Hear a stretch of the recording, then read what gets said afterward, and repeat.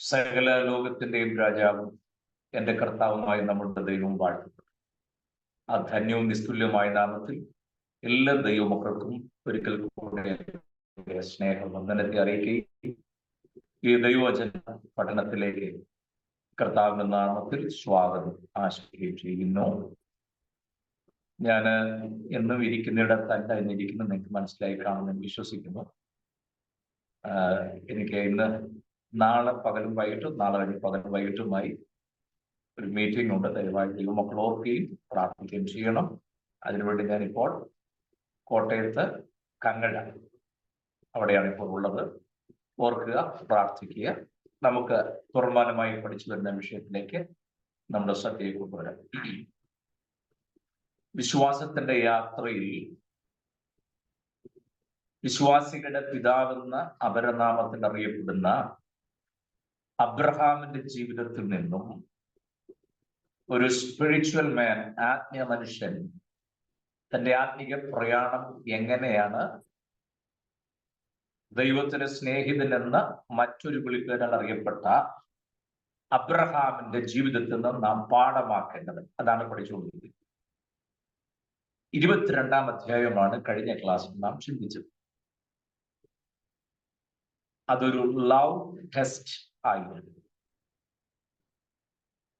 ഞാൻ ഇനി പറയുന്ന കാര്യം അല്പം ഗൗരവത്തോടെ നിങ്ങൾ കൈക്കൊള്ളണേ. നമ്മൾ അറിയാതെ പോകുന്നതും നമ്മൾ ശ്രദ്ധിക്കാതെ പോകുന്നതുമായ ഏറ്റവും നിസാരമെന്ന് നമ്മൾ കരുതുന്നതാണ് ദൈവത്തിൽ ഏറ്റവും വലിയ വിഷയം എന്നാദ്യം പറയാം. എന്തുകൊണ്ടാണ് ഇസഹാക്കിനെ യാഗം കഴിക്കുക? സ്വർഗപിതാവ് ആവശ്യപ്പെട്ട ഉടനെ എന്റെ സ്നേഹം മുഴുവൻ ഇസഹാക്കിനോടല്ല, എലോഹീം അങ്ങയോടാണ് എന്ന് അബ്രഹാം തെളിയിക്കണം. അതിനുവേണ്ടി യാതൊരു മടിയും കൂടാതെ യൗവനക്കാരനായി ഇസഹാക്കിനെ യാഗം കഴിക്കാൻ മലകളിൽ പോകുന്നു. ഞാൻ കഴിഞ്ഞ ക്ലാസ്സിൽ ഓർപ്പിച്ചു, യാഗം കഴിക്കാൻ പോകാനായിട്ട് ദൈവം വിളിച്ചു, ഒറ്റ വിളിയെ വിളിച്ചു. പക്ഷെ യാഗം സ്റ്റോപ്പ് ചെയ്യണമെന്ന് പറയാൻ 2 പ്രാവശ്യം വിളിക്കേണ്ടതായിട്ട് വന്നു. കാരണം ഇത് തെളിയിക്കുന്ന അബ്രഹാം തീർത്തും പാസ്സാക്കി. എന്ത്? സ്നേഹം മുഴുവൻ ദൈവത്തോടാണെന്ന്. നമ്മൾ എന്താ പറയാ, ഈ എല്ലാ പാപം പാടുന്നവരാണ്. നമ്മൾ പാടും, എന്റെ സ്നേഹം നിനക്ക് മാത്രം, വേറെ ആരും കവരുകില്ല. എന്തിനാണോ ഇങ്ങനെ പാടുന്നത്? ഏറ്റവും സ്നേഹം ഒരാളോടുണ്ടെങ്കിൽ അത് മറ്റൊരാൾക്ക് എങ്ങനെ മനസ്സിലാണെന്നറിയാമോ? നോക്കിയാലും ഒന്നെങ്കിൽ അദ്ദേഹത്തോട് സംസാരിച്ചുകൊണ്ടിരിക്കും, അല്ലെ അദ്ദേഹത്തിന്റെ കൂടെ കാണും, അല്ലെ അദ്ദേഹത്തെ എപ്പോഴും ഫോൺ ചെയ്യും, അല്ലെ അദ്ദേഹത്തെ കുറിച്ച് സംസാരിക്കും. തനിക്ക് ഏറ്റവും പ്രിയപ്പെട്ടത് ആരാണോ ആ വ്യക്തിയോട് സംസാരിക്കുക, ഇടപെടുക, കൂടെ നടക്കുക, അദ്ദേഹത്തെ കുറിച്ച് പറയുക. അതാണ് ഉള്ളിൽ ഒരാൾക്ക് മറ്റൊരാളുടെ സ്നേഹം ഉണ്ടെങ്കിൽ മൂന്നാമതൊരു വ്യക്തിക്ക് അത് തിരിച്ചറിയാൻ കഴിയുന്നത് അങ്ങനെയാണ്. ശരിയല്ലേ? നമ്മൾ പാടുക, എന്റെ സ്നേഹം നിനക്ക് മാത്രം, വേറെ ആരും കവരുക എന്ന് പാടുകയും ചെയ്യുകയും. നമുക്കൊരു കാര്യവും കർത്താവിനെ കുറിച്ച് പറയാനില്ല. നമുക്ക് പറയാനുള്ളത് പോരാട്ടം, കഷ്ടത, പിന്നെന്താ, പീഡനം, പിന്നെ ബന്ധനം, കുരുക്ക്, പിന്നെന്താ, ഈ അങ്ങനത്തെ ശൈലിയോട് അത്ര താല്പര്യമില്ലാത്ത കാരണം വാക്കുകളൊന്നും എന്റെ മനസ്സിൽ വരുന്നില്ല. പിന്നെ പറയാനുള്ള കടം, കൊച്ചിന്റെ ഭാവി, ബാങ്കില് അടയ്ക്കാൻ പറ്റാത്തത് എന്ന് വേണ്ട 100 കൂട്ടം കാര്യങ്ങൾ കിടക്കുമ്പോഴാണ് ഇനി സ്നേഹം കവരുകയെന്ന് കുറിച്ച് മറ്റു വിഷയത്തിന്റെ പുറകെ പോകുന്നത്. ഞാൻ ഒന്നുകൂടെ പറയാം. അതിന്റെ കാരണം ആദ്യ പിതാക്കന്മാരുടെ ഉള്ളിൽ ഏറ്റവും വലിയ ഭയം എന്തെന്നറിയാം? ഇതൊന്നും ഒരൊറ്റ സഭയിൽ കുഞ്ഞുപോൻ ഇന്നുവരെ പറഞ്ഞ് ഞാൻ കേട്ടിട്ടില്ല. ആദ്യ പിതാക്കന്മാരുടെ ഭയം പോരാട്ടം ഉണ്ടാകുമോ, പ്രശ്നം ഉണ്ടാകുമോ, പിശാചി തന്ത്രമായിട്ടുണ്ടോ എന്നുള്ളതല്ല. എനിക്ക് ദൈവത്വ സ്നേഹം കുറഞ്ഞു പോകുമോ എന്നുള്ളതാണ് ഭയം. നിങ്ങൾ എത്ര പേര് എന്നെ ഫോളോ ചെയ്യുമെന്ന് എനിക്ക് അറിഞ്ഞുകൂടാ. ആദ്യ പിതാക്കന്മാരുടെ മനസ്സിലെ ആശങ്ക, എനിക്ക് ഇന്നലത്തെ ദൈവത്തോടുള്ള സ്നേഹത്തിന് അല്പമെങ്കിലും കുറവ് സംഭവിച്ചോ, അല്പമെങ്കിലും അതിന് ഞാൻ ഉതിർന്നു പോയോ, അതോ ആ സ്നേഹം നിലനിർത്താൻ കഴിഞ്ഞോ? ഇതാണ് ആ പിതാക്കന്മാരുടെ ഉള്ളിലെ ആശങ്കയും ഭയവും. അവരാരും പ്രശ്നങ്ങളും പ്രതികൂലമാണെന്ന് പറഞ്ഞൊന്നും ബഹളം വെച്ച് നടന്നിട്ടില്ല. ഞാനിപ്പോ പറഞ്ഞ ആരെങ്കിലും ഗ്രഹിക്കുന്നുണ്ടോ? വെറുതെയാണോ പൗലോസ് പറഞ്ഞ ക്രിസ്തുവിന്റെ സ്നേഹത്തിൽ നിന്നും എന്നെ വേർതിരിക്കുന്നത് ആര്? ഉയർച്ചയ്ക്കോ താഴ്ചയ്ക്കോ വാളിനോ ആപത്തിനോ നഗ്നതയ്ക്കോ പാട്ടിക്കോ പൈതൃകത്തിനോ വന്നതിനോ വരാനുള്ളതിനോ ഇതൊന്നും എന്നെ ക്രിസ്തുവിന്റെ സ്നേഹത്തിൽ പുറകോട്ട് വലിക്കുന്ന തന്റെ ഇടമുണ്ടോ പറയാൻ? എന്റെ പ്രശ്നങ്ങളോ പ്രതികൂലങ്ങളോ ദുഃഖങ്ങളോ ഭാരങ്ങളോ ഒന്നും എന്നെ ദൈവസ്നേഹത്തിൽ നിന്ന് അല്പം പോലും അകറ്റാൻ ഇന്ന് വരാനില്ലെന്ന് പറയാൻ തന്റെ ഇടമുണ്ടോ എന്നാ എന്റെ ചോദ്യം. അതുണ്ടോ ഇല്ലെന്ന് അറിയണം. ഞായറാഴ്ച സാക്ഷ്യം കേട്ടാൽ മതിയല്ലോ, അപ്പൊ അറിയാമല്ലോ ഉണ്ടോ ഇല്ലെന്നുള്ളത്. മുഴുവൻ കണ്ണുനീരും ഇറങ്ങിയത് അബദ്ധമായി പോകുന്ന രീതിയിലുള്ള ശൈലിയിൽ ഒരു പാട്ട്. ലാസ്റ്റ് എനിക്ക് തന്നെ നിൽക്കാൻ ത്രാണിയില്ല, ഞാൻ നേരെ നിൽക്കണമെന്നുണ്ട്, നിങ്ങൾ പ്രാർത്ഥിക്കണമെന്നൊരാവശ്യം അല്ലേ?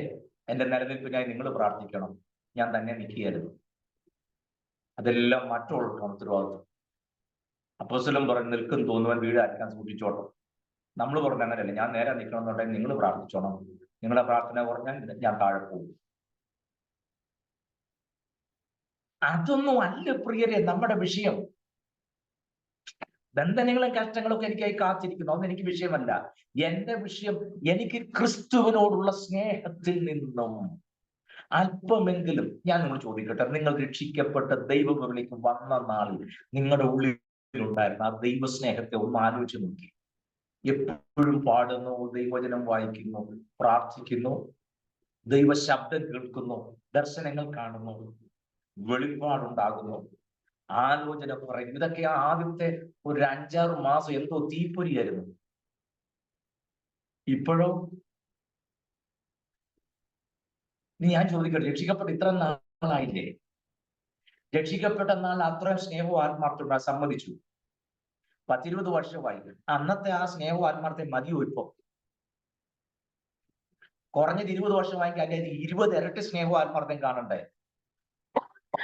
സോറി, എല്ലാവരും ചോദിക്കുന്ന അന്നത്തെ സ്നേഹം ഇപ്പൊ ഉണ്ടോന്ന്. എടാ, അന്നത്തത് മതിയോ? അന്നുള്ളതിന്റെ ഇരട്ടി, 20 ഇരട്ടി ഇന്ന് കാണണം. കാരണം നമ്മളെ നടത്തിയ ദൈവകൃപ എത്ര വലുതാ. ശരിയാണോ ഞാൻ പറഞ്ഞത്? ആഴിയൊന്നും ഓർത്തില്ല, ആഴം ആരാഞ്ഞില്ല, കുഞ്ഞാൻ തെല്ലും ഭയപ്പെട്ടില്ല. കഴിഞ്ഞ ഞാനത് പാടിയതാണ്. ഇത് ഞാൻ പാടണമെന്നും മനസ്സിലുണ്ടെങ്കിൽ നിങ്ങൾ പറയും, പുള്ളിക്ക് എന്ന് ഈ പാട്ടേ ഉള്ളൂ, അതുകൊണ്ട് ഞാൻ പാടുന്നു. സ്തോത്രം. ഞാൻ പറഞ്ഞത്, നമ്മെ ആശങ്കപ്പെടുത്തുന്നതും നമ്മുടെ ഉള്ളിൽ വെമ്പൽ ഉണ്ടാക്കുന്നത് ഇതായിരിക്കണം. എനിക്ക് ദൈവത്തോടുള്ള സ്നേഹത്തിൽ നിന്നും അല്പം എന്തെങ്കിലും കുറവ് സംഭവിച്ചോ? നിങ്ങൾ യോഹന്നാൻ 3:16 വായിച്ചിട്ടില്ലേ? എന്താ യോഹന്നാൻ 3:16? ആരെങ്കിലും അൺമ്യൂട്ട് ചെയ്ത് പറയാമോ? തുറന്ന് വായിച്ചിട്ട് പറയാനല്ലേ ഞാൻ പറഞ്ഞു, കാണാതെ പറഞ്ഞു. തന്റെ ഏകജാതനായ പുത്രനിൽ വിശ്വസിക്കുന്ന ഏവനും നശിച്ചു പോകാതെ നിത്യജീവൻ പ്രാപിക്കേണ്ടതിന് ദൈവം അവനെ നൽകുവാൻ തക്കവണ്ണം ലോകത്തെ സ്നേഹിച്ചു. ശ്യാം ബ്രദർ ഒരു ദൈവദാസനും കൂടെ, അപ്പൊ അതുകൊണ്ട് അദ്ദേഹം പറയുന്നത് എനിക്കറിയാം. ഞാൻ മറ്റുള്ളവരെ ഉദ്ദേശിച്ചു, എന്നാലും പറഞ്ഞു. Thank you. യോഹന്നാൻ 3:16 തന്റെ ഏകജാതനായ പുത്രനിൽ വിശ്വസിക്കുന്ന ഏവനും നശിച്ചു പോകാതെ നിത്യജീവൻ പ്രാപിക്കേണ്ടതിന് ദൈവം അവനെ നൽകുവാൻ തക്കവണ്ണം ലോകത്തെ സ്നേഹിച്ചു. Very good. യോഹന്നാൻ 3:16 കാണാതെ അറിയാം. ഞാൻ ചോദിക്കട്ടെ, യോഹന്നാന്റെ 1-ാം ലേഖനം 3-ാം അധ്യായം 16 വാക്യം അറിയാവോ? യോഹന്നാൻ 3:16 കാണാതെ അറിയാം. എന്റെ ചോദ്യം, 1 യോഹന്നാൻ 3:16 വായിച്ചേ.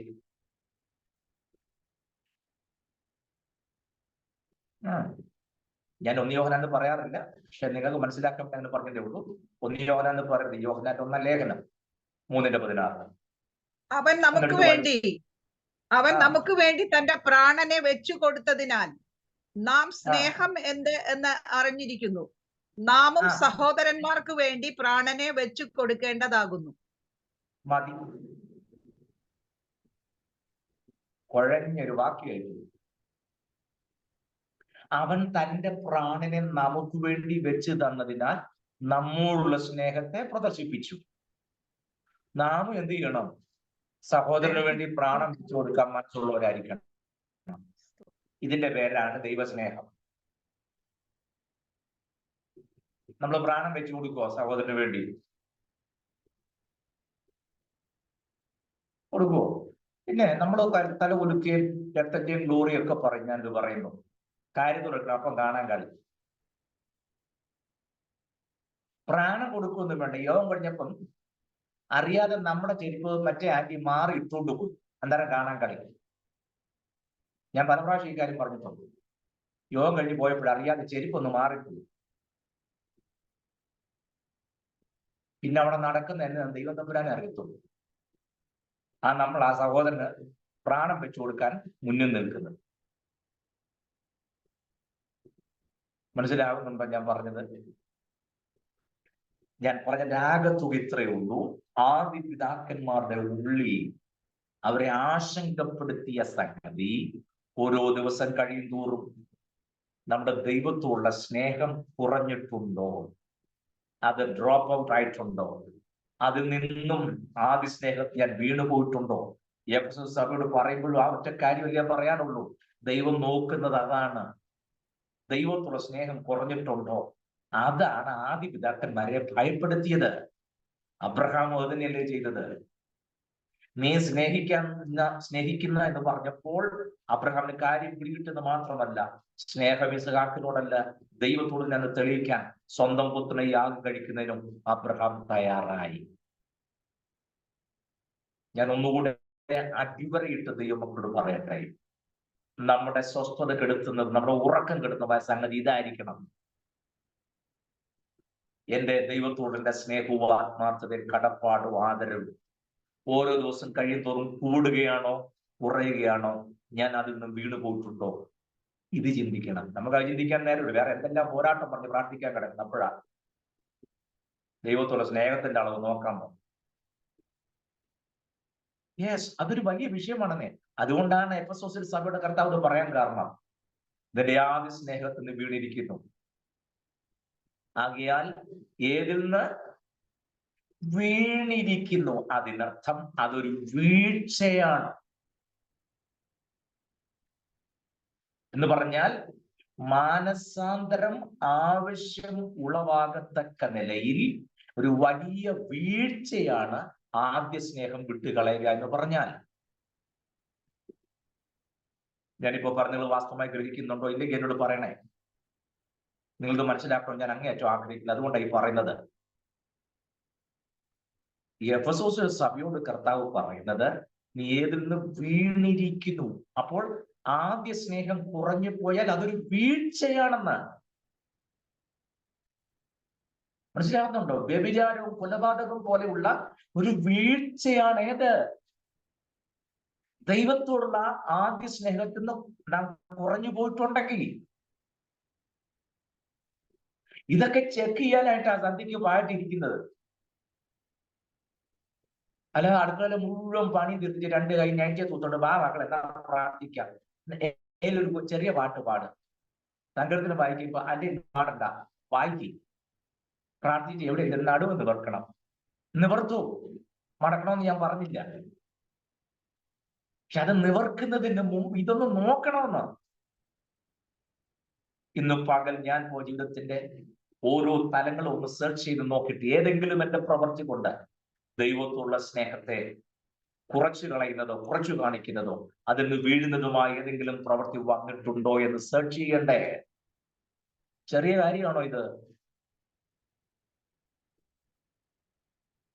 ചെറിയ കാര്യമല്ലത്. എന്നെ നേടുന്ന സന്തോഷമോർത്തുക നിന്നകിൽ സഹിച്ചു മരിച്ച നാഥനേ. അടുത്തത്, ധ്യാനിച്ചും സ്നേഹിച്ചും സേവിച്ചും പോകയിൽ ക്ഷീണം എന്തെന്ന് അറിയുന്നില്ല ഞാൻ. ഓ, അങ്ങനെയുള്ളവരുടെ കാര്യ സിയോൻ സഞ്ചാരി ഞാൻ, യേശുവിൽ ചാരി ഞാൻ പോകുന്നു കുരിശിന്റെ പാതയിൽ. കാരണം മോക്ഷയാത്രയാണിത് ഞാൻ നടപ്പത്, കാഴ്ചയാലെ അല്ല വിശ്വാസത്താലെയാണ്. കാഴ്ചകൾ വീഴ്ചകളൊക്കെ വന്നിടും, ആ വേളയിൽ രക്ഷകൻ എന്നെ കൈകളിൽ താങ്ങിടും. സിയോൻ സഞ്ചാരി ഞാൻ, യേശുവിൽ ചാരി ഞാൻ പോകുന്നു കുരിശിന്റെ പാതയിൽ. ഞാൻ ഓർക്കുക, ആ ഭക്തൻ എന്തോ എഴുത്ത് ആ പാട്ടൊക്കെ എഴുതി വെച്ചിരിക്കുന്നത്. അന്യായം പ്രിയരെ, ഇതൊക്കെ നമ്മുടെ അകത്ത് കിടന്ന് നമ്മൾ ഈ പട്ടിണിയും പരിദേവനവും പറയും. ഇത് വേണം നോക്കാൻ. ഏത് സാഹചര്യം വന്നാലും ആ സ്നേഹത്തെ ഇങ്ങനെ അള്ളി പിടിക്കുമ്പോഴല്ലോ. രോഗമെന്നെ പിടിച്ച ദേഹം ക്ഷയിച്ചാലുമേ വേഗം വരും എന്നാഥൻ, ദേഹം പുതുതാക്കിടാൻ. കണ്ടോ, ഇതൊരു വിഷയമല്ലെന്ന്. ദേഹം രോഗമൊക്കെ അവനെ ജയിച്ചോട്ടെ, ഇതൊക്കെ പുതുതാക്കാൻ വരുന്ന ഒന്നിനെ കുറിച്ച് ഓർക്കുമ്പോൾ അതാണ് വിഷയം, ഇതല്ലെന്ന്. എനിക്കിത് ഒരുപാട് പറഞ്ഞാൽ കൊള്ളാൻ തോന്നുന്നു. എന്തെന്നറിയാമോ? ഒന്നുകൂടെ ഞാൻ പറയുന്നു, ദൈവത്തുള്ള സ്നേഹത്തിൽ നിന്ന് വീണു പോയാൽ, കുറഞ്ഞു പോയാൽ, തിരുമുമ്പാകെ അത് വലിയ വീഴ്ചയാണെന്ന് ആദ്യം നിങ്ങൾ തിരിച്ചറിയണം. അബ്രഹാമിന്റെ പേടി അതാണ്, അല്ലാതെ വേറൊന്നല്ല. എനിക്ക് ദൈവത്തുള്ള സ്നേഹം കുറഞ്ഞു പോയെന്നോ? Prove it. ദൈവം പറഞ്ഞു തെളിയിക്ക്. അബ്രഹാം, യെസ് ഞാൻ റെഡി, തെളിയിക്കണം. അതിനെന്ത് ചെയ്യണം? മോനെ കൊണ്ടുവരണോ? വരാം. എവിടെ വരണം? ഞാൻ റെഡിയാണെന്ന് ഭാര്യയോട് പോലും പറയാതെ. കാരണം ഭാര്യയുടെ മുമ്പിൽ തെളിയിക്കുക എന്നുള്ളതല്ല വിഷയം, ദൈവഭാഗ്യം തെളിയിക്കുക എന്നുള്ളതാണ്. ഒന്നും നോക്കിയില്ല, നേരെ പോയി. എനിക്ക് അതിലൊക്കെ ഇസഹാക്കിനെ നമ്മൾ ഒരുപാട് മാതൃകയാക്കി അവിടെ പലതിലും. വെളുപ്പാങ്കാലത്തെ കറ കണ്ടിട്ട് ഇസഹാക്കിന് വല്ല ബുദ്ധിമുട്ടും തോന്നിയോ?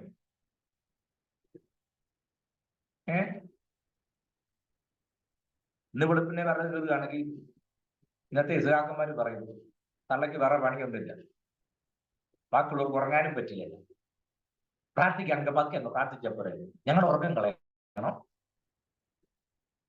ഇന്നത്തെ പിള്ളേരെ വെളുപ്പിനെ പ്രാർത്ഥനയ്ക്കൊന്ന് വിളിക്കാവോ? വിവരം അറിയും.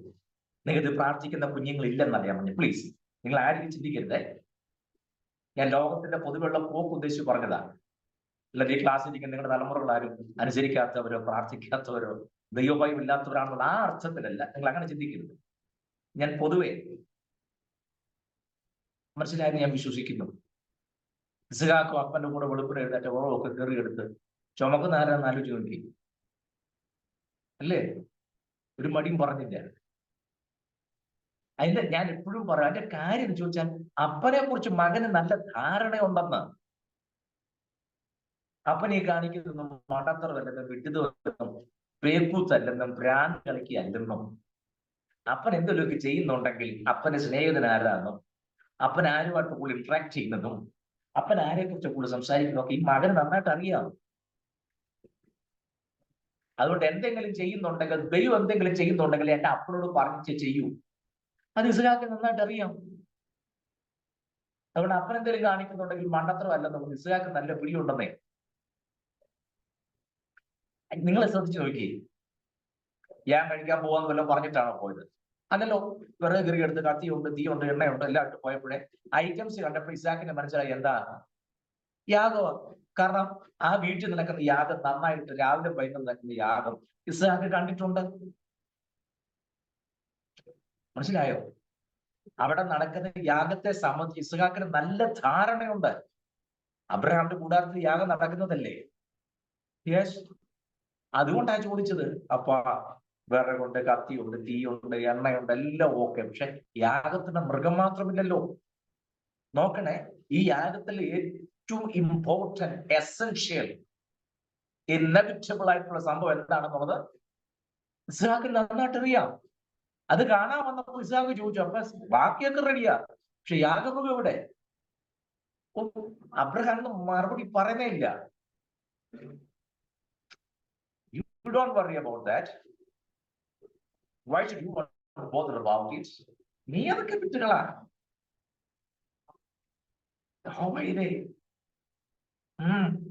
അതൊക്കെ ദൈവം നോക്കിക്കോളും, നീ വരാനാ പറഞ്ഞു. ഞാൻ ആലോചിക്കുകയാണ്, ഇസ്ഹാക്കിന്റെ കാലും കൈയും കെട്ടി ആ യാഗത്തിൽ കടത്തുമ്പോഴേ ഇന്നത്തെ ഇസ്ഹാക്കാണെന്ന് ആലോചിച്ച് നോക്കി അവിടെ നടക്കാൻ പോകുന്നത് എന്തായിരിക്കും?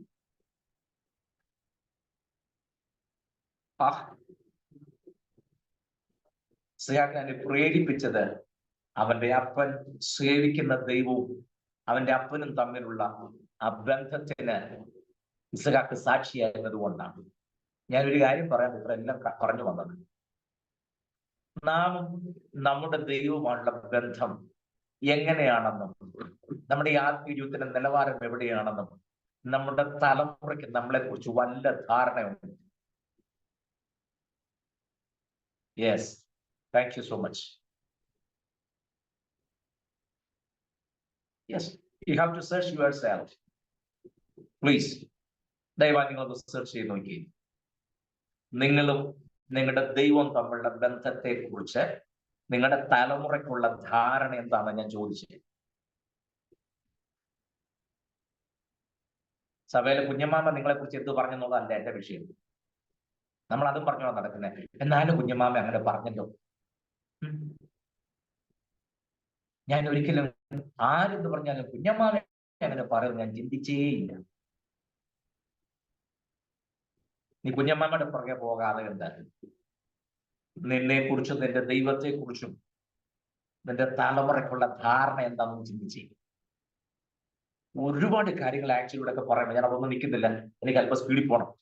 പക്ഷെ ഈ കാര്യം പറയാതെ പോയാൽ നിങ്ങൾ വീണ്ടും ഇത് കേൾക്കുകയും ധ്യാനിക്കുകയും പഠിക്കുകയും ഓരോ വിഷയങ്ങൾ നിങ്ങൾ ഉണ്ടാക്കുകയൊക്കെ ചെയ്യുന്നവരാണ് ഈ ക്ലാസ് ഇരിക്കുന്നത്. അതുകൊണ്ടാണ് ഞാൻ അല്പം പ്രയോജനപ്പെടുന്ന കാര്യം ഒന്നും മറച്ചു വെക്കാതെ ഇട്ടു തരുന്നത്. മനസ്സിലാവുമെന്ന് വിശ്വസിക്കട്ടെ. ഞാൻ അടുത്ത ഭാഗത്തേക്ക് പോവുകയാണ്. ആ ഭാഗം അത്രയും മതി, അത് കൂടുതൽ പോയി കഴിഞ്ഞാൽ ശരിയാക്കി. അതുകൊണ്ടാണ് നമുക്കറിയാം ദൈവത്തിന്റെ കരുതൽ മുറിയാമൽ അബ്രഹാം അനുഭവിച്ചു. ആടിനെ കൊണ്ടുവന്ന് യാഗമർപ്പിച്ചു. എനിക്ക് അവിടെ ഒരു കാര്യം പറയാനിരിക്കണോക്കിയല്ലേ, ആ 22-ാം അധ്യായത്തിന്റെ 14-ാമത്തെ വാക്യം, അബ്രഹാം ആ സ്ഥലത്തിന് യഹോവ യിരേ എന്ന് പേരു.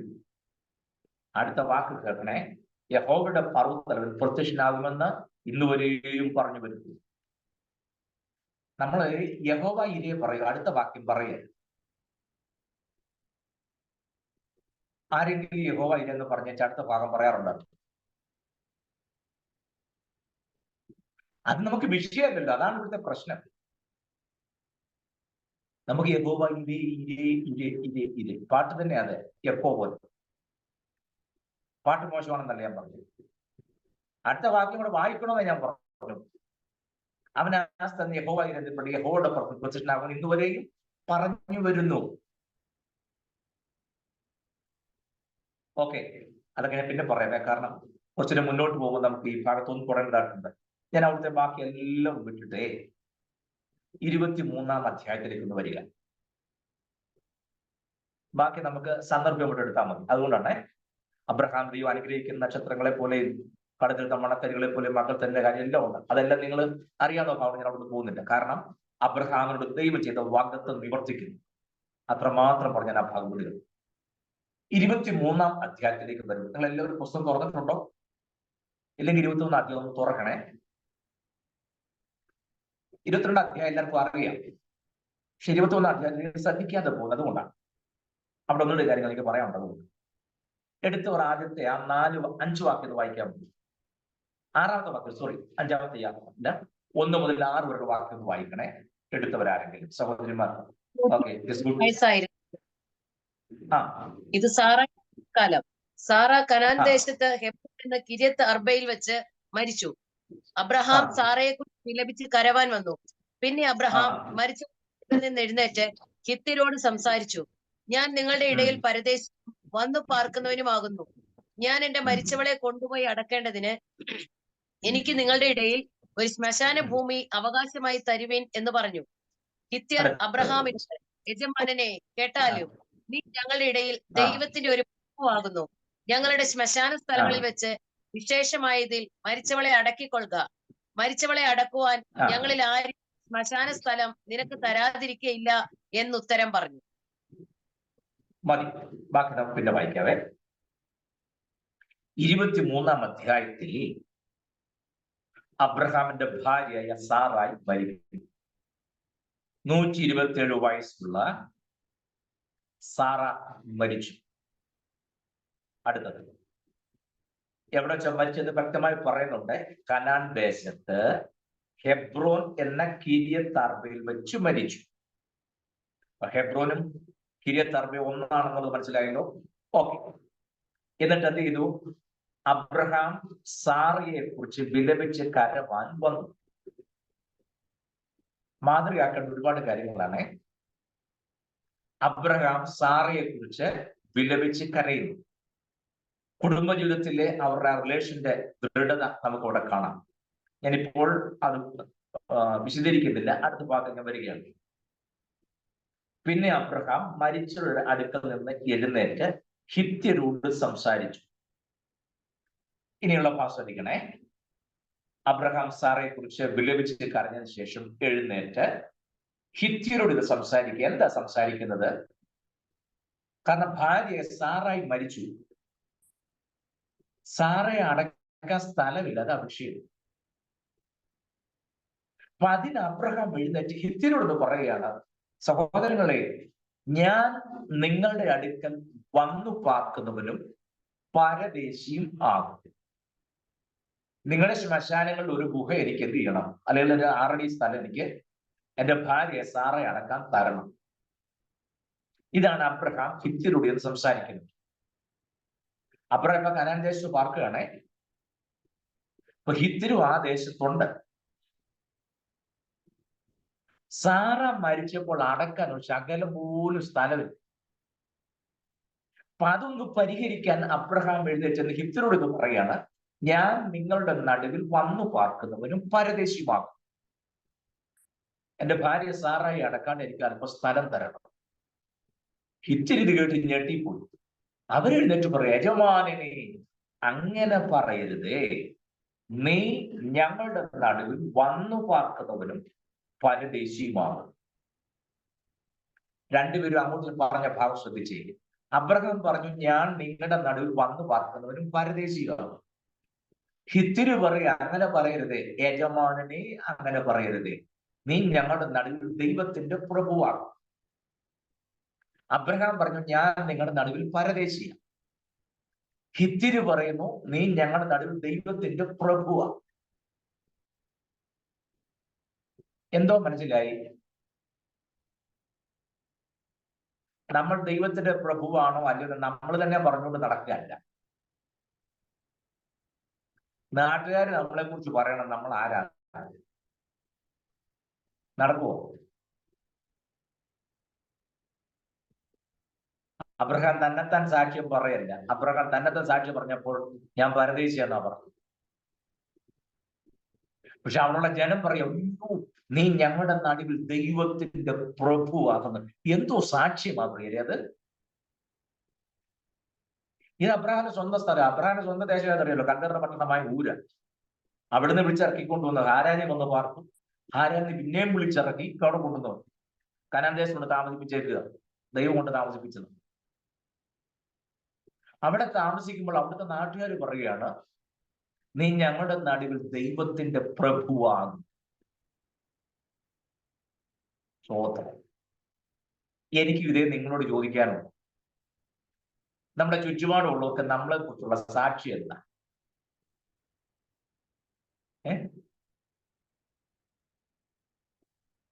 പറ. നമ്മുടെ അയൽവക്കക്കാർക്ക് ചുറ്റുപാടുള്ളവർക്ക് നമ്മളെ കുറിച്ചുള്ള സാക്ഷി എന്താ?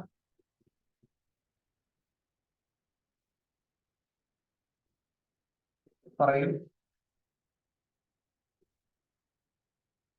ഒരിക്കൽ 2 സഹോദരന്മാര് സുവിശേഷം പറഞ്ഞ് ഇങ്ങനെ ഓരോരോ വീട് വഴി കയറി ചെന്നപ്പോൾ ഒരു വീട്ടിൽ ചെന്നു. സുവിശേഷമൊക്കെ പറഞ്ഞിട്ട് ഇവർ ചോദിച്ചു, അപ്പച്ച ഒറ്റ ചോദ്യം, ഞങ്ങൾക്ക് ഉറപ്പുണ്ട് ഞങ്ങൾ ഇന്ന് മരിച്ചാൽ ഞങ്ങൾ സ്വർഗത്തിൽ പോകും, അപ്പച്ചൻ ഇന്ന് മരിച്ചാൽ സ്വർഗത്തിൽ പോകും, നരകത്തിൽ പോകും, ഉറപ്പുണ്ടോ? അപ്പൻ ചോദിച്ചു, എന്താ പറഞ്ഞേ? ഞങ്ങൾക്ക് ഉറപ്പുണ്ട്, ഞങ്ങൾ മരിച്ചാൽ ഞങ്ങൾ സ്വർഗത്തിൽ പോകും. പറഞ്ഞ അപ്പച്ചൻ പറയും, ഓ എനിക്ക് അങ്ങനൊന്നും തോന്നുന്നില്ല, എനിക്ക് അറിയാമല്ലോ നിങ്ങളെ. അപ്പച്ചനെ ഗുണപ്പെടുത്താൻ പോതാ. അപ്പച്ചന്റെ മറുപടി, എനിക്ക് അങ്ങനെ തോന്നുന്നില്ല, കാരണം എനിക്ക് നിങ്ങളെ അറിയാമെന്ന്.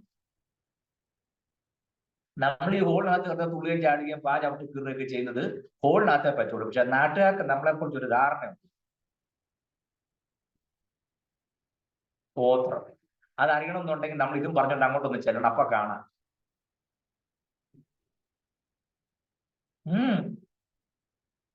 സ്തോത്രം. ശ്യാം ബ്രദർ ഇതൊക്കെ നന്നായിട്ട് മസ്കച്ച് കിട്ടുന്നോട് എല്ലാവരോടും പറഞ്ഞേക്കണം. നമുക്ക് ടൈം ഇല്ലല്ലോ മുമ്പില്. രണ്ടുപേരും കൂടെ അങ്ങ് ചെല്ലണ്ടേ? അപ്പൊ നമ്മളെ കുറിച്ച് ചുറ്റുപാട് ഉള്ളവർക്ക് നമ്മളെ കുറിച്ച് പറയാനുള്ള സാക്ഷ്യം എന്താ? നോക്കൂ, അബ്രഹാമിനെ കുറിച്ച് പറയുക, നീ ഞങ്ങളുടെ നടുവിൽ ദൈവത്തിന്റെ പ്രഭുവാകുന്നു. അപ്പോ ദൈവത്തിന്റെ പ്രഭുവാണെന്ന് അവർക്ക് തോന്നത്തക്ക നിലയിലാണ് ഇവിടെ അവരുടെ ഇടയിൽ അബ്രഹാം ജീവിച്ചത്. നമ്മളാണെ പറയാം, ചുറ്റും ഹിത്യരാണ്, അവിടെ താമസിക്കാൻ പറ്റിയ, നമുക്ക് വേറെ എങ്ങോട്ടെങ്കിലും പോകാം എന്നേ പറയുള്ളൂ. ആ ഹിത്യരുടെ നടുവിൽ അബ്രഹാമിനെ കൊണ്ടിട്ടു. അബ്രഹാമിനെ കുറിച്ച് ഇപ്പൊ ഹിത്യർ സാക്ഷ്യം പറയാ, നീ പരദേശിയും ഒന്നുമല്ല, നീ ഞങ്ങളുടെ നടുവിൽ ദൈവത്തിന്റെ പ്രഭുവാണ്. അബ്രഹാം ഇങ്ങനെ ലെറ്ററൊക്കെ എഴുതുമ്പോ റൈറ്റ് റെവറൻഡ് ദൈവത്തിന്റെ പ്രഭു എബ്രഹാം എന്നെഴുതിയാണോ വെച്ചത്? അല്ലല്ലോ. നമ്മൾ നെയിം ബോർഡ് വെക്കുമ്പോൾ ദൈവത്തിന്റെ പ്രഭു എബ്രഹാം എന്ന് ഗേറ്റിൽ അബ്രഹാം എഴുതി വെച്ചായിരുന്നോ? ഒന്നുമില്ല, ഇല്ലെന്നേ. പക്ഷെ ഹിത്യർക്ക് മനസ്സിലായി ഇവൻ ദൈവത്തിന്റെ പ്രഭുവാണ്. നാം ജീവിക്കുന്ന ചുറ്റുപാടുമുള്ളവർക്ക് നമ്മെക്കുറിച്ച് നല്ല ധാരണ ഉണ്ടാകണം. ഇവനൊരു ഉത്തമ ദൈവ പൈതലാണ്, ഇവൻ ജീവിക്കുന്ന ദൈവ പൈതലാണ്, ഇവൻ വിശുദ്ധനായ ഒരു ദൈവ പൈതലാണ്, പ്രാർത്ഥന ജീവിതമുള്ള ദൈവ പൈതലാണ്, വചനാനുസരണം ജീവിക്കുന്ന ഒരു ദൈവ പൈതലാണ്, ദൈവത്തിന് വേണ്ടി പ്രയോജനപ്പെടുന്ന ഒരു ദൈവ പൈതലാണ്, ദൈവത്തിന് വേണ്ടി ചെലവാക്കുന്ന ഒരു ദൈവ പൈതലാണ്, കർത്താവിനെ വേലപ്പെട്ട് കൊടുക്കുന്ന ഭക്തനായ ഒരു മനുഷ്യനാണ്. പറയോ? സ്തോത്രം. അബ്രഹാമിനെ കുറിച്ചുള്ള സാക്ഷ്യം അതിന്റെ ഒരു ട്രമൻഡസ് എക്സ്പീരിയൻസ് ആയിരിക്കും അല്ലേ? എനിക്ക് ആ ഭാഗം വായിക്കുമ്പോൾ ഇങ്ങനെ ദേഹം അങ്ങനെ കുളിര് പോലും പോലൊക്കെ തോന്നും. അതൊക്കെ എന്തോ സാക്ഷ്യമാണ്. ഞാനൊരു അഭിപ്രായം പറഞ്ഞാൽ നിങ്ങൾ ഉൾക്കൊള്ളുന്നതില്ലേ, ഇത്രയ്ക്കും കറക്റ്റ് ഒരു സാക്ഷ്യം വേദപുസ്തകത്തിൽ വേറെ ഉണ്ടോ എന്ന് എനിക്ക് സംശയമാണ്. വേറെ ഉണ്ട്, ഇല്ലെന്നല്ല, പക്ഷെ എന്നെ വല്ലത് ത്രില്ലടിപ്പിച്ചത് ഇതാ.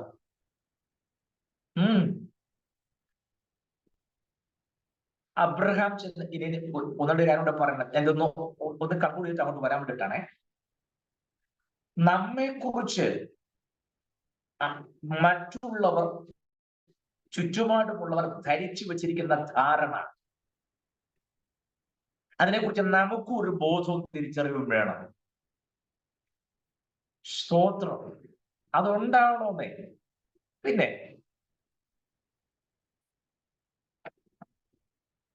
ഈ നമുക്ക് പറ്റുന്ന നമ്മുടെ പ്രകടനം മുഴുവൻ ഹോളിനകത്താണ്. ദൈവം ഒരിക്കലും ഹോളിനകത്ത് പ്രകടനം നോക്കുന്നേ ഇല്ല. ആശീർവാദം കഴിഞ്ഞ് പുറത്തിറങ്ങുമ്പോൾ നീ എങ്ങനെ ബിഹേവ് ചെയ്യുന്നു, അതാ ദൈവത്തിന് അറിയേണ്ടത്. ഹോളിനകത്ത് you are so perfect, no doubt at all. അവിടുന്ന് വെളിയിൽ ഇറങ്ങി കഴിയുമ്പോൾ നീ ആരാണ്, അപ്പോൾ നിന്റെ റിയൽ കളർ പുറത്തു വരുന്നത്. അതാണ് ദൈവത്തിന് അറിയേണ്ടത്. ഹോളിനകത്ത് നമുക്ക് എന്തൊക്കെ സംസാരിക്കാം, എന്തൊക്കെ സംസാരിക്കാൻ പാടില്ല, എന്തൊക്കെ ചെയ്യാം, എന്തൊക്കെ ചെയ്യരുത്, എന്തൊക്കെ പറയാം, എന്തൊക്കെ പറയാൻ പാടില്ല, ഇതൊക്കെ നന്നായിട്ട് അറിയാം. പക്ഷെ നമ്മൾ തിരിച്ചറിയേണ്ട കാര്യം, ഹോളിനകത്ത് വെച്ച് പറയാനോ പാടാനോ ചെയ്യാനോ പ്രവർത്തിക്കാനോ പാടില്ലാത്തതൊന്നും ഹോളിന് പുറത്തിറങ്ങിയാലും പാടില്ല എന്നുള്ള ബോധം നമുക്ക് വേണം. അപ്പൊ ദൈവത്തിന് ആവശ്യം ഹോളിനകത്തുള്ള ദൈവമക്കളെ അല്ല, ഹോളിന് പുറത്തുള്ള ദൈവമക്കളെയാണ്. അബ്രഹാം ഹോളിന് പുറത്തായിരുന്നു. അതുകൊണ്ടാണ് നാട്ടുകാർ പറഞ്ഞത്, നീ ഞങ്ങളുടെ നടുവിൽ ദൈവത്തിന്റെ പ്രഭുവാകുന്നു, അങ്ങേക്ക് ഇഷ്ടമുള്ള സ്ഥലം എടുത്തോളാൻ. പിന്നെ ഇവിടെ പ്രാക്ടിക്കലായിട്ട് ഒരു കാര്യം പറയാതിരിക്കാൻ ഒക്കത്തില്ല. സാറായി എവിടെയെങ്കിലും കൊണ്ട് കുഴിച്ചിട്ടേക്കാൻ അബ്രഹാം തീരുമാനിച്ചു. ഈ നമ്മൾ പ്രത്യേകിച്ച് പെന്തക്കോസ്തുകാരുടെ ഒരു ധാരണയുണ്ട്, മരിച്ചു കഴിഞ്ഞാൽ എവിടെ കുഴിച്ചിട്ടാൽ എന്താ, ചത്തു കഴിഞ്ഞാൽ എവിടെയാണ് എന്റെ ആത്മാവ് നിത്യതയിൽ പോകും, അത്രേ ഉള്ളൂ. അടക്കുന്ന എവിടെയെങ്കിലും എടുക്കട്ടെ, ആരടക്കില്ലേ, പഞ്ചായത്തുകാർ അടക്കിക്കോളും, ഇല്ലേ മുനിസിപ്പാലിറ്റി കൊണ്ടുപോയിക്കോളും. കാരണം ജീവിച്ചിരിക്കുമ്പോൾ ഒരു സഭയായിട്ട് നേരെയുമായി ബന്ധപ്പെട്ട് നിൽക്കാൻ ഇവനെ കൊണ്ട് പറ്റുന്നില്ല. അതിന് പറയുന്ന പണിയാണ്. എനിക്ക് വേണ്ടെന്നേ, ആരെങ്കിലും കൊണ്ട് ഉണക്കിക്കൊള്ളും. ചത്തോരെല്ലാം ഇവിടെ ഉണക്കി വെച്ചിട്ടുണ്ടോ? ഇതൊക്കെ ചോദിക്കുന്നത്. പുസ്തകം വായിക്കാത്തതുകൊണ്ടാണ്. എടുത്ത സഭാപ്രസംഗി 6-ാം അധ്യായം 3-ാമത്തെ വാക്യം ഒന്ന് വായിച്ച്. സഭാപ്രസംഗങ്ങൾ 6-ാം അധ്യായത്തിന്റെ 3-ാമത് വാക്യം. പോയിട്ടും തന്നെ വായിച്ചു, അതാണ് നല്ലത്. 100 മക്കളെ ജനിപ്പിക്കുകയും ഏറിയ സംവത്സരം ജീവിച്ച് ദീർഘായുസ്സായിരിക്കുകയും ചെയ്തു. ആദ്യം ഒന്നുകൂടെ സാവധാനം വായിച്ചേ. ഒരു മനുഷ്യൻ 100 മക്കളെ ജനിപ്പിക്കുകയും ഏറിയ സംവത്സരം ജീവിച്ച് ദീർഘായുസ്സായിരിക്കുകയും ചെയ്തിട്ടും അവൻ നന്മ അനുഭവിച്ച് തൃപ്തനാകാതെയും ഒരു ശവസംസ്കാരം പ്രാപിക്കാതെയും പോയാൽ ഗർഭം അലസിപ്പോയ പിണ്ഡം അവനേക്കാൾ നന്ന് എന്ന് ഞാൻ പറയുന്നു. അപ്പോഴേ 100 മക്കളെ ജനിപ്പിക്കുകയും ദീർഘായുസ്സോടെ ഇരിക്കുകയും ചെയ്തിട്ട് ഒരു മനുഷ്യരുടെ നല്ല ശവസംസ്കാരം കിട്ടാതെ പോയാൽ അവന്റെ അവസ്ഥ എങ്ങനെയാണെന്ന് സോളി സിസ്റ്ററെ വായിച്ചേ. ഗർഭം അലസിപ്പോയ പിണ്ഡം അവനെ ശ്രദ്ധിച്ച് നമുക്ക് ആത്മാവിൽ പറഞ്ഞ ഓക്കെ അല്ല, അതിനെ ഞാൻ പതുക്കെ ചോദിക്കുന്നത്. ഗർഭം അലസിപ്പോയ പിണ്ഡം അവനേക്കാൾ നന്ന് എന്ന് പറയുന്നു. എനിക്കറിയാം, നിങ്ങളെ കൊണ്ട് ഞാൻ മനഃപൂർവ്വം പറയിപ്പിക്കുന്ന ഇത്. ഗർഭം അലസിപ്പോയ പിണ്ഡം അവനേക്കാൾ നല്ലതാണ്. ഏവനേക്കാൾ ദീർഘായുസ്സോടെ ഇരിക്കുക 100 മക്കളും എല്ലാ ചുറ്റുപാടും നന്മയൊക്കെ ഉണ്ടായിട്ടും നല്ലൊരു സംസ്കാരം ലഭിക്കാതെ പോയാൽ, ശവസംസ്കാരം ലഭിക്കാതെ പോയാലേ സ്ത്രീയുടെ ഉദരത്തുനിന്ന് പോകുന്ന പിണ്ഡം അത് ഇവനേക്കാൾ ഡീസന്റാണ്. നമ്മളിങ്ങനെ ആത്മാവിന്റെ നമുക്ക് മിണ്ടാൻ നോക്കില്ല. നമ്മൾ എപ്പോഴും ആത്മാവിന്റെ നിറവിലായത് കാരണമേ. ചത്താൽ അവിടെ കുഴിച്ചിടണം, സെമിത്തേരി വേണോ, സഭയിൽ ഈ കാര്യത്തിൽ ഉത്സാഹിക്കണം, ഇതൊന്നും നമുക്ക് വിഷയമല്ല. വെളിവും പോലെ നമ്മൾ പറയാം, ചത്ത് കഴിഞ്ഞ് എവിടെ കുഴിച്ചിട്ടാരെന്താ, ചത്തവരെല്ലാം ഉണക്കി വെച്ചിട്ടുണ്ടോ, നിങ്ങളാരും എന്നെ കൊണ്ടുപോകണ്ട, പഞ്ചായത്തുകാർ വന്ന് കൊണ്ടുപോകുള്ളൂ, ഇല്ല മുനിസിപ്പൽ എന്ന് പറഞ്ഞാൽ ഇവൻ ജീവിച്ചാൽ ചില ഉത്തരവാദിത്തം മുനിസിപ്പാലിറ്റിക്കും പഞ്ചായത്തുകാർക്കും അല്ലേ. നോ, ഒരു ഭക്തൻ മരിച്ചാൽ സക്കറിയാനെ കുറിച്ച് പറയുമ്പോൾ ഭക്തിയുള്ള പുരുഷന്മാർ അവനെ അടക്കം ചെയ്തു. സക്കറിയ സ്തേഫാനോസിനെ കുറിച്ച് പറയുന്നത് ഭക്തിയുള്ള പുരുഷന്മാർ അവനെ അടക്കം ചെയ്തു. സക്കറിയാവല്ല, സ്തേഫാനോസ്. സക്കറിയാനെ കുറിച്ച് അതിനേക്കാൾ നല്ല വാക്ക് പറഞ്ഞാൽ അവൻ തന്റെ വേല തികച്ച ശേഷം തന്റെ വീട്ടിലേക്ക് പോയി. അപ്പ അതൊക്കെ എന്താ വാക്യമല്ലേ. തന്റെ ശുശ്രൂഷ തികച്ച ശേഷം വീട്ടിലേക്ക് പോയി. സ്വോത്രം, ഒരു 50 ടൺ വെയിറ്റ് ഉള്ള ഒരു വാക്യം അതൊക്കെ. നമുക്കൊന്നും ആ വാക്യം എടുത്തിട്ട് ഇളക്കാനുള്ള ഗട്സ് ഒന്നും ഇല്ല. ചുമ്മാതെ നമുക്ക് പിന്നെ ദാവീദിനോട് ചേർന്നും യോശുവയോട് ചേർന്നും ഒക്കെ ആയതുകൊണ്ട് നമ്മൾ ചേർന്ന് പറയുന്നുള്ളതല്ലാതെ നമുക്കിതിനകത്ത് കുലബന്ധം പോലില്ല പല വാക്യം നമ്മൾ ഈ പറയുന്നു. അപ്പൊ അതുകൊണ്ട് ജീവിച്ചിരിക്കുന്ന ഒരു ദൈവ പൈതലിന് എപ്പോഴും ഒരു ലോക്കൽ ചർച്ചും ആ ചർച്ചിന്റെ ചുറ്റവട്ടങ്ങളും ഒരു സാമൂഹ്യ പശ്ചാത്തലത്തിൽ അതാത് ദേശത്തിന്റെ നിയമാനുസൃതമായ സംവിധാനങ്ങളും ഒക്കെ അനുസരിച്ച് കീഴ്പ്പെട്ടും വേണം മുന്നോട്ട് പോകാൻ. ഒരു ദൈവത്തിന് മരിച്ചിൽ എവിടെയും കൊണ്ട് എങ്ങനെയും അടക്കാം എന്നുള്ളതല്ല, മാന്യമായ അടക്കം. അതിനർത്ഥം ആഡംബരമായ അടക്കം എന്നല്ല. അത് പറയാൻ പോയാൽ നമ്മുടെ സബ്ജക്റ്റും മാറിപ്പോകും, എന്റെ ടോണും മാറും എന്നുള്ളൂ. ഞാൻ മനഃപൂർവ്വ രക്തത്തിൽ രാത്രി ഞാൻ പിടിച്ചു നിൽക്കുക. ദൈവം കുറെ ചെയ്തിട്ടുള്ളത് കൊണ്ട്, പലതും കണ്ടിട്ട് സഹിച്ചിട്ടുള്ളത് കൊണ്ടാണ് ഞാൻ ഈ പറയുന്നത്. മുൻപൊക്കെ വേർപെട്ട ദൈവമക്കളുടെ വിവാഹ ശുശ്രൂഷയും ശവസംസ്കാരവും ഒക്കെ എത്ര ആത്മീയ നിയന്ത്രണത്തിന്റെ കീഴിൽ നടന്ന ശുശ്രൂഷകളാണെന്നറിയാം. അതെല്ലാം കളഞ്ഞിട്ട് ഇതെല്ലാം കാട്ടിക്കൂട്ടുന്ന ഓരോരോ കോപ്രായം കണ്ടു കഴിഞ്ഞാൽ പോട്ടെ, നമുക്ക് ഇവിടെ സാറയുടെ കാര്യത്തിലേക്ക് വരാം. അബ്രഹാം എഴുന്നേറ്റ് അവരോട് ചെന്ന് പറയുക, നിങ്ങൾ ശ്രദ്ധിച്ചേ, നിങ്ങൾക്കറിയാം അബ്രഹാം, ഞാൻ ഇതിന്റെ ബാക്കി പറയാവേ, ഇടയ്ക്ക് കയറി ഞാൻ ചോദിക്കട്ടെ, അബ്രഹാം ഇപ്പൊ എവിടെ താമസിക്കുന്നത്? കനാൻ ദേശത്ത്. ഞാൻ സാധാരണ ഈ വിഷയം അവതരിപ്പിക്കുന്നത് ഇങ്ങനെയാണ്. അത് നിങ്ങൾ കേട്ടിട്ടുണ്ടെന്ന് എന്റെ വിശ്വാസം. ഉണ്ടെങ്കിൽ ഇല്ലെങ്കിൽ ഞാൻ ഒന്നുകൂടെ പറയാം. അബ്രഹാം ആരാ നിങ്ങൾ ചിന്തിക്കണേ. Thank you. അബ്രഹാം ആരായിരുന്നു നിങ്ങൾ മനസ്സിലാക്കണം. പറയാം. അബ്രഹാമിന് ഈ സ്ഥലം കിട്ടിയല്ലോ, കിട്ടി. നമ്മളെല്ലാം സ്വന്തമായിട്ട് വീട് സ്ഥലം കാര്യങ്ങളൊക്കെ ഉള്ളവരാണ്. പെട്ടെന്ന് കാര്യം പിടി കിട്ടും. നമുക്ക് സ്ഥലം വാങ്ങിച്ച് നമ്മുടെ എന്ന് പറയണമെന്നുണ്ടെങ്കിൽ നമ്മുടെ പേരിലാക്കുമ്പോൾ മാത്രം നമ്മുടെ സ്ഥലമാകും. ഇല്ലെങ്കിൽ നമ്മൾ താമസിക്കുന്ന സ്ഥലത്ത് മാത്രമേ അർത്ഥമുള്ളൂ, അല്ലേ? നമ്മുടെ പേരിൽ ആക്കുമ്പോഴാണ് നമ്മുടെ സ്വന്തം സ്ഥലമാകും. ഓക്കെ, ഇപ്പം സോളി സിസ്റ്റർ കുവൈറ്റിൽ നിന്ന് വന്നപ്പോ തിരുവല്ലയിൽ ചങ്ങനാശ്ശേരിയിൽ ഒരു 50 സെന്റ് സ്ഥലം വാങ്ങിച്ചു. അത് നടക്കട്ടെ, അതിനൊക്കെ രാമൻ പറ സ്വോത്രം. അങ്ങനെ തിരുവല്ലയിൽ ഒരു 50 സെന്റ് സ്ഥലം, കണ്ണായ സ്ഥലം. അത് തിരുവല്ല രജിസ്റ്റർ ഓഫീസിൽ ചെന്ന് രജിസ്റ്റർ ചെയ്യാൻ നേരത്തെ ഇത് എഴുതുമ്പോൾ രജിസ്ട്രാർ ചോദിക്കും ഈ സ്ഥലത്തിന്റെ 4 അതിരും ഒന്ന് പറയാൻ. അപ്പൊ നമ്മൾ കിഴക്ക് വശത്ത് അവിടെ എബ്രഹാം പറഞ്ഞ് താമസിക്കുന്നു, വടക്ക് വശത്ത് മാധവൻ നായരാണ് താമസിക്കുന്നത്, പടിഞ്ഞാറ് വശത്ത് ജോണിക്കുട്ടിയൊക്കെ താമസിക്കുന്നു, തെക്ക് വശത്ത് അന്നമ്മയാൻറ്റി അവരാണ് താമസിക്കുന്നത്. 4 അതിരും പറഞ്ഞ് അവിടെ ആരൊക്കെ താമസിക്കുന്നുള്ളത് കൃത്യമായിട്ട് പറഞ്ഞു കൊടുക്കണം. അബ്രഹാമിന് സ്ഥലം കിട്ടി. അബ്രഹാം ഇത് രജിസ്റ്റർ ചെയ്യാൻ വേണ്ടി രജിസ്റ്റർ ഓഫീസിൽ ചെന്നു. അപ്പൊ ഇത് എഴുതി വന്നപ്പോൾ രജിസ്ട്രാർ ചോദിച്ചു, താങ്കൾക്കുള്ള സ്ഥലത്തിന്റെ 4 അതിരൊന്ന് പറഞ്ഞേക്കാൻ പറഞ്ഞു. അബ്രഹാം തനിക്ക് ലഭിച്ച സ്ഥലത്തിന്റെ അതിര് പറഞ്ഞതും അന്ന് രജിസ്ട്രാറിന്റെ ബോധം പോയതാണ്. ഇന്ന് ഈ ക്ലാസ് എടുക്കുന്നവർ അദ്ദേഹത്തിന്റെ ബോധം വേണ്ടി. കാരണം അബ്രഹാം പറഞ്ഞ അതിരെന്നറിയാമോ? നദി മുതൽ മഹാനദി വരെ. ഫ്രാത്ത് മുതൽ മഹാനദി എന്ന് പറഞ്ഞാൽ മധ്യധർമ്മിയാഴി, മെഡിറ്ററേനിയൻ സീ, അവിടം വരെയാണ്. എന്ന് പറഞ്ഞാൽ പലസ്തീൻ നാട്, കനാൻ, ഇസ്രായേൽ എന്നൊക്കെ അറിയപ്പെടുന്ന ഒരു രാജ്യം മുഴുവൻ ആരുടെ സ്വന്തം? അബ്രഹാമിന് സ്വന്തം. Listen me carefully. ഒരു രാജ്യം മുഴുവൻ അബ്രഹാമിന്റെ സ്വന്തമാണ്. കാരണം ഈ രജിസ്റ്ററുടെ ആയുസിൽ ഇന്ന് വരെ ഇപ്പോൾ ഒരു ആധാരം ഉണ്ടാക്കി ഒരു രാജ്യം മുഴുവൻ സ്വന്തമായിട്ടുള്ള മനുഷ്യനാണ്. നമ്മളാണ് പറയുന്നത് ദൈവന്റെ ആയുസിൽ ദൈവത്തിന്റെ വാഗ്ദത്തം നിവർത്തിച്ച്, എന്നോട് ദൈവത്തിന്റെ വാഗ്ദത്തം ഉണ്ട്, നീ നന്മ കാണാതെ നീ ഇവിടുന്ന് മാറ്റപ്പെടുകയരുത്. കണ്ടോ, എന്നോട് പറഞ്ഞ ആരുടെ പരമാവധി ദൈവം സാധിപ്പിച്ചെന്ന് പറഞ്ഞ് നമ്മളെ തുള്ളിച്ചാടി കാണുന്ന മുഴുവൻ സ്റ്റേജിൽ കയറി സാക്ഷ്യം പറഞ്ഞു. എന്നെ ശ്രദ്ധിച്ചേ.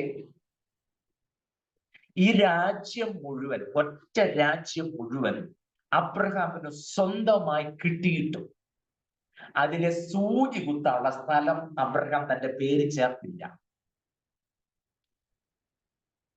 ഇതൊക്കെ പറഞ്ഞ് എന്നെ തല്ലിക്കൊല്ലുന്നു, എനിക്ക് നല്ല ഉറപ്പുണ്ട്. എന്നാലും ഞാൻ പറയും, പുസ്തകം ഉണ്ടെങ്കിൽ അംഗീകരിച്ചാൽ മതി, ഇല്ലേ വിട്ടേക്കണം.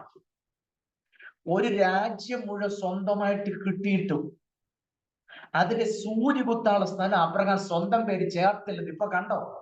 ഭാര്യ മരിച്ചപ്പോ ഹിത്തിനോട് ഞാൻ ചോദിക്കുക, ശകലം സ്ഥലം തരാമോ?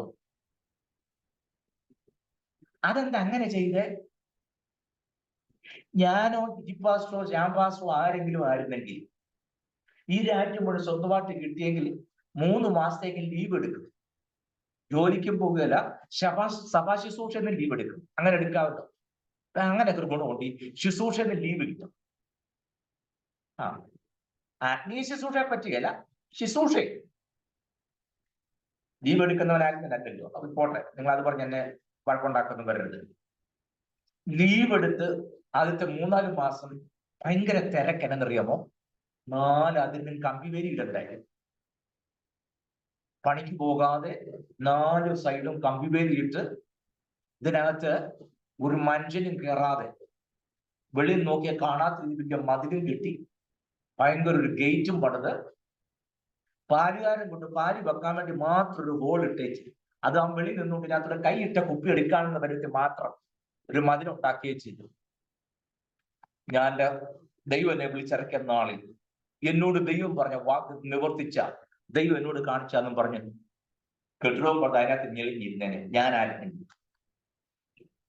പക്ഷെ അബ്രഹാം ഒരു കാര്യം ചെയ്തേ, സാറായി ഉള്ളപ്പോ തന്നെ ഇസഹാക്കിനെ വിളിച്ചു, യാക്കോബിനെ വിളിച്ചു, കൊച്ചുമോൻ വിളിച്ചേച്ച് പറഞ്ഞു, മക്കളെ ഇനി വന്നേ, ഒരു കാര്യം പറയാം. ഈ കാണുന്ന സ്ഥലമൊക്കെ ദൈവം നമുക്ക് സ്വന്തമായിട്ട് തന്നതാണ്, നമ്മുടേത് തന്നെയാണ്, യാതൊരു സംശയവുമില്ല. ആരും ഇതിന് അവകാശം പറഞ്ഞു വരികയില്ല, കാരണം ദൈവം നമുക്ക് സ്വന്തമായിട്ട് തന്നതാണ്. പക്ഷെ ഞാനൊരു കാര്യം പറയാം, ദൈവം തന്നതാണെങ്കിലും ഇതിനെ കെട്ടിപ്പിടിച്ചുകൊണ്ടിരിക്കരുത്. പിന്നെയോ, വിശ്വാസത്താൽ അബ്രഹാം തനിക്ക് അവകാശമായി കിട്ടുവാൻ ദേശത്തിലേക്ക് വിളിക്കപ്പെട്ടാറേ എന്ന് പറഞ്ഞ എബ്രായർ 11:8 വരുമ്പോൾ പറയാണ്, വിശ്വാസത്താൽ അബ്രഹാം ഒരു കാര്യം ചെയ്തു. 11:8 വായിക്കാമോ? എനിക്ക് വാക്യം അറിയാം, എനിക്ക് ഇവിടെ നിങ്ങളെ കൊണ്ടൊന്ന് കണക്ട് ചെയ്ത് ഉറപ്പിക്കണം. അതിന് ആ വാക്യം വായിച്ചല്ലോ. എബ്രായർ 11:8.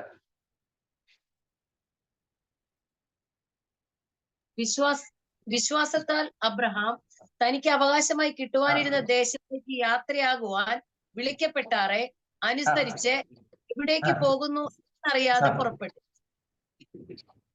അടുത്ത വാക്ക്, വിശ്വാസത്താൽ അവൻ വാഗ്ദത്ത ദേശത്ത് ഒരു അന്യ എന്ന പോലെ ചെന്ന് വാഗ്ദത്തത്തിന് കൂട്ടവകാശികളായ ഇസ്ഹാക്കിനോടും യാക്കോബിനോടും കൂടെ കൂടാരങ്ങളിൽ പാർത്തുകൊണ്ട് ശില്പിയായി നിർമ്മിച്ചതും അടിസ്ഥാനങ്ങൾ ഉള്ളതുമായ നഗരത്തിനായി കാത്തിരുന്നു. Thank you. അബ്രഹാം വിശ്വാസത്താൽ ഈ ദേശത്ത് പാർത്തത് എങ്ങനെയെന്നറിയാമോ? ഈ അന്യദേശത്ത് അബ്രഹാം പാർത്തത്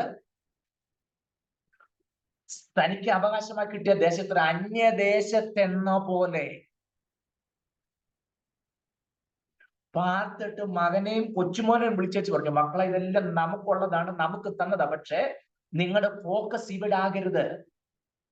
ദൈവം തന്നതാണെങ്കിൽ പോലും അതിൽ സ്റ്റിക്ക് ഓൺ ചെയ്യാതെ ദൈവശില്പിയായി നിർമ്മിച്ചതും അടിസ്ഥാനമുള്ളതുമായ നഗരത്തിനായി അബ്രഹാം കാത്തിരുന്നു.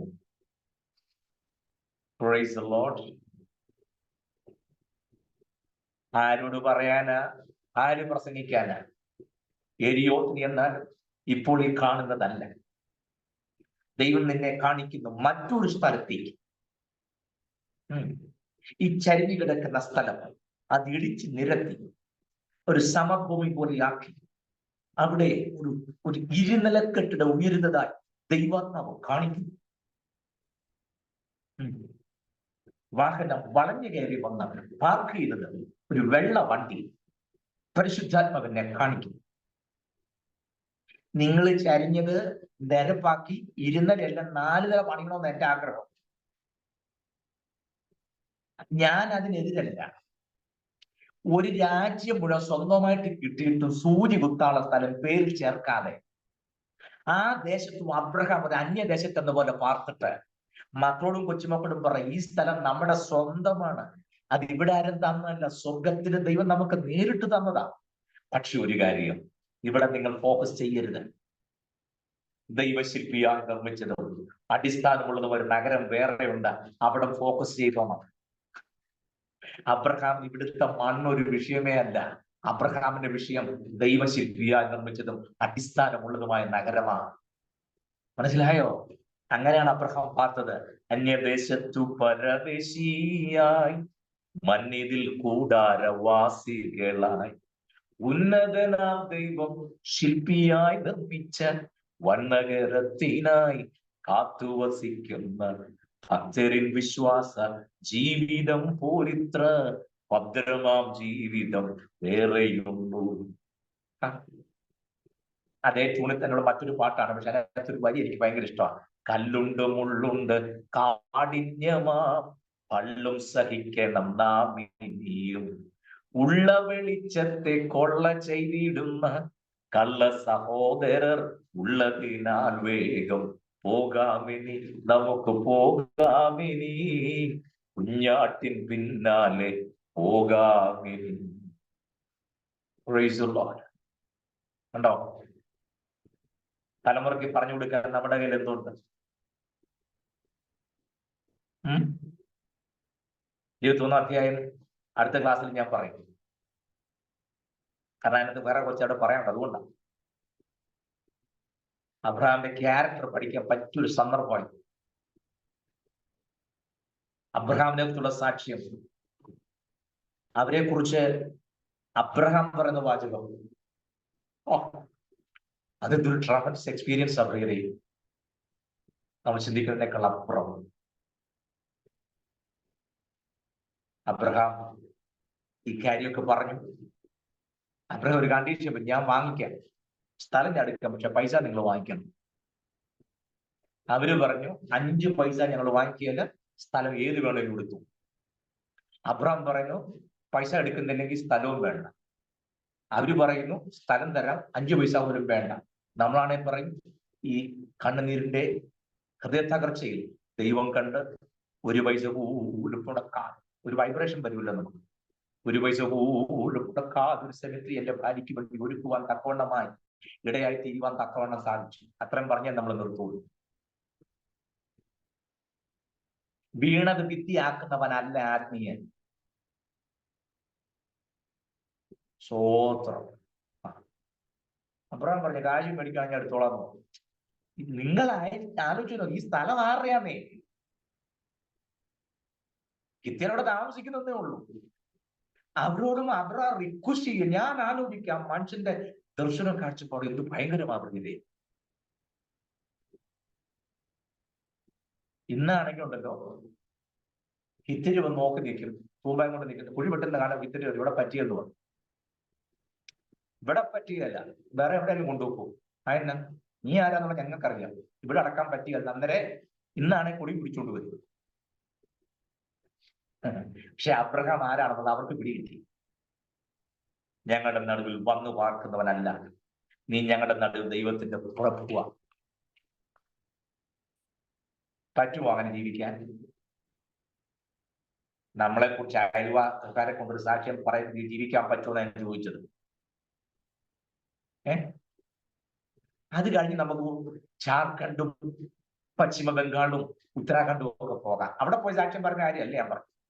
ഉത്തരാഖണ്ഡിൽ പോയി അവിടെ ഉള്ളവർ എന്നെ കുറിച്ച് വലിയ കാര്യം പറയായിരിക്കും. അതല്ല എന്റെ വിഷയം. നീ പാർക്കുന്ന സ്ഥലത്ത് ചുറ്റുപാട് നമ്മളെ കുറിച്ച് എന്ത് പറയുന്നുള്ള വിഷയം. പറ്റുമോ?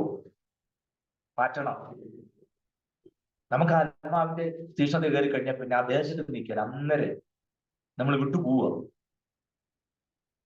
ഞാൻ ക്ലാസ് കൊടുത്തപ്പോഴത്തേക്കിന് ക്ലാസ്സിൽ കയറിയിട്ട് ഒരാൾ അതിൻ്റെ കമന്റ് ഇട്ടിരിക്കുന്നത്, താങ്കൾ കൊള്ളാമല്ലോ, AC മുറിക്കകത്തിരുന്നുണ്ടല്ലോ ഇത് പറയുന്നത്. കാരണം ഞാൻ എനിക്ക് റൂമിന്റെ ഒരു AC കാണാമല്ലോ, വടക്കെട്ടിലെങ്ങാനും പോയി വേല ചെയ്യാം. അയാളെ കമന്റ് ഇട്ടതാ. എനിക്ക് സന്തോഷം തോന്നി കേട്ടോ കമന്റ് കണ്ടപ്പോൾ. AC കണ്ടെന്നുള്ള ചെയ്ത് വർക്ക് ചെയ്യുന്നതാണോ, എന്റെ തന്നെയാണോ, ഞാൻ മേടിച്ചതാണോ, വേറെ ആൾക്കാരും തന്നതാണോ, ഇതൊന്നും പുള്ളി തിരക്കിയിട്ടില്ല. എന്നോട് പറഞ്ഞ വടക്കേണ്ടിലെങ്ങാനും പോയി വേല ചെയ്യാം. 2000 ഏപ്രിലാണ് ഞാൻ വടക്കേണ്ടിയും തിരിച്ചു വരുന്നത്. അതും പുള്ളി അറിഞ്ഞിട്ടില്ല. ഞാൻ മറുപടി ഒന്നും കൊടുക്കാൻ പോയില്ല. ഞാൻ പറഞ്ഞ മനസ്സിലാകുന്നുണ്ടോ? വടക്കേണ്ടി കോടാൻ വരട്ടെ. നമ്മൾ പാർക്കുന്ന ദേശത്ത് പാർത്ത് വിശ്വസ്തയായിരിക്കണം.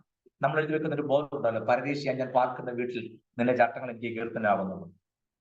അത് ബോർഡ് പോരാ. ചുറ്റുപാടുള്ള നമ്മളെ കുറിച്ച് സാക്ഷ്യം പറയണം. അവരുടെ ജീവിതം തെളിയിക്കണം. ഞാൻ എപ്പോഴും പറയാം, എന്റെ വാക്കുകൾ അവസാനിപ്പിക്കാൻ. 33.5 വയസ്സ് വരെ കർത്താവ് എന്തിനാണ് അവിടെ ജീവിച്ചത്? 3.5 വയസ്സിന്റെ രക്തവും നമ്മെ വീണ്ടെടുക്കാൻ കഴിയും. കർത്താവ് 3.5 വർഷം ജീവിച്ചാൽ മതി. ആ രക്തത്തിൽ നമ്മെ വീണ്ടെടുക്കാൻ കപ്പാസിറ്റി ഉണ്ട്. പിന്നെ എന്തിനാ 33 വയസ്സ് വരെ ജീവിച്ചെന്നറിയാമോ? എങ്ങനെ ജീവിക്കണം എന്നുള്ളത് ജീവിച്ച് കാണിച്ചിട്ടാണ് എടുക്കപ്പെട്ടത്. സ്വോത്രം. അതാ നമുക്ക് ജീവിച്ചു പോകാൻ നല്ലൊരു മാതൃക വെച്ചിട്ടാ പോയത്. സ്തോത്രം. തിയറി മാറ്റി വെച്ചിട്ട് ജീവിച്ച് കാണിക്കണം. Praise the Lord. നിങ്ങൾ ആലോചിച്ചു, 33 വയസ്സ് ജീവിച്ചതിനകത്ത് ആകെ 3.5 വർഷമേ ശിശുവോട് ചെയ്യുള്ളൂ. ബാക്കി 30 വർഷം ജീവിച്ച് കാണിക്കാനും. സ്തോത്രം. നമ്മുടെ എല്ലാവരും അങ്ങനത്തെ ഒരു പരിപാടിയേ ഇല്ല. ജീവിത വിഷയമേ അല്ല. ഇപ്പൊ കണ്ടില്ലേ, സിനിമാ നടന്മാരൊക്കെ രക്ഷിക്കപ്പെട്ടെന്നറിഞ്ഞ പിന്നെ മുഴുവൻ സ്റ്റേജൊക്കെ അവരാ. വേദോസിന്റെ ഏക്ക് പോക്കും അറിയത്തുമില്ല, എങ്ങനെ പിടിക്കേണ്ടതെന്ന് പോലും അറിയത്തില്ല. പക്ഷെ ഇഷ്ടം പോലെ വേദിയാണ്. നാളുകളായി കഷ്ടപ്പെട്ട കർത്താവിന് വേറെ ദേവദാസന്മാരുണ്ട്, പ്രാർത്ഥിക്കാൻ പോലും സ്റ്റേജും കൊടുക്കത്തില്ല.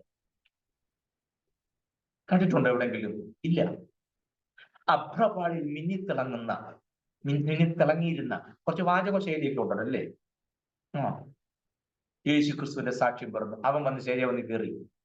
ഈ അവർ മാത്രമല്ല, രാഷ്ട്രീയക്കാർ വന്നാലും നമ്മൾ ആത്മാവിൽ നിറയുന്നത് ഞാൻ കണ്ടിട്ടുള്ളത്.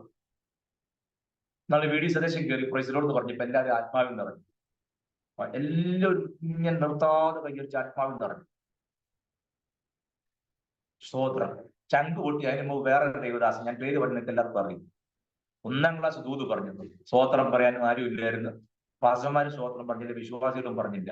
വീഡിയോ സതീശൻ സ്റ്റേജിൽ കയറി പ്രൈസിലോട് പറഞ്ഞപ്പോ അന്നേരം കൊണ്ട് കയ്യടിയും ബഹളും പന്തൽ അങ്ങേയറ്റം വരും. മാറ്റം വന്നത് വീഡിയോ സതീശനല്ല, നമ്മളാ മാറിയത്.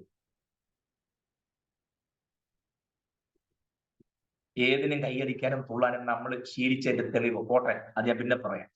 ഞാൻ എന്റെ വാക്കുകൾ അവസാനിപ്പിക്കുന്നു. ദൈവം തന്ന ദേശമായിരുന്നിട്ട് കൂടെ, ദൈവം നേരിട്ട് കൊണ്ട സ്ഥലമായിരുന്നിട്ട് കൂടെ ഒന്നും തന്റെ പേരിൽ കൂട്ടിയ ആളാകാൻ അബ്രഹാം ശ്രമിച്ചില്ല. തലമുറയോട് പറഞ്ഞതിനേക്കാൾ വലുതൊന്നുണ്ട്, ദൈവശില്പിയായി നിർമ്മിച്ചതും അടിസ്ഥാനമുള്ളതുമായ നഗരമാണ്. ഞാൻ നിങ്ങളോട് പറയട്ടെ, നമ്മൾ ആരാണെന്ന് ചുറ്റുപാടുകൾക്ക് ബോധ്യമുണ്ടാക്കണം. നാമും നമ്മുടെ ദൈവം നമ്മുടെ ബന്ധം എന്താണെന്ന് നമ്മുടെ തലമുറയ്ക്ക് ബോധ്യമുണ്ടാക്കണം. നമ്മുടെ ലക്ഷ്യം എന്താണെന്ന് തലമുറയ്ക്കും കൊച്ചുമക്കൾക്കും പറഞ്ഞു കൊടുത്താൽ ദൈവശില്പിയായി നിർമ്മിച്ചതും അടിസ്ഥാനം നഗരത്തിനെ കാത്തിരിക്കാം. ദൈവം നമ്മെ സഹായിക്കട്ടെ എന്ന് ഓർപ്പിച്ച് ഇന്നത്തെ ക്ലാസ്സിനെ അവസാനിപ്പിക്കുന്നു. ഭാഗം അടുത്ത ക്ലാസ് ചിന്തിക്കാം. കർത്താവ് നമ്മെ എല്ലാവരെയും സമൃദ്ധമായി അനുഗ്രഹിക്കുന്നുണ്ടാകട്ടെ. Thank you.